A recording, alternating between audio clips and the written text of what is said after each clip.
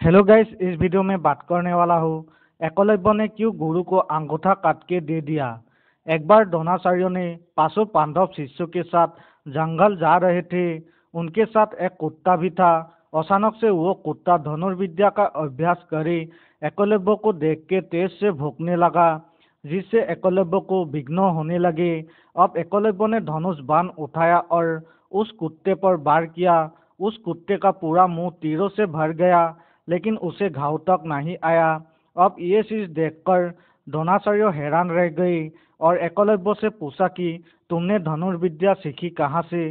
तो एकलव्य ने जवाब दिया कि आप ही की प्रतिमा को गुरु मानकर मैंने सारी की सारी धनुर्विद्या सीखी है।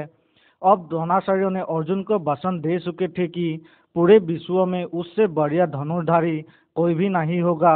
इसीलिए गुरु द्रोण ने दक्षिणा में एकलव्य से दाएं हाथ का अंगूठा मांग लिया और एकलव्य ने हंसते हंसते दाएं हाथ का अंगूठा द्रोणाचार्य के चरणों में समर्पित कर दिया।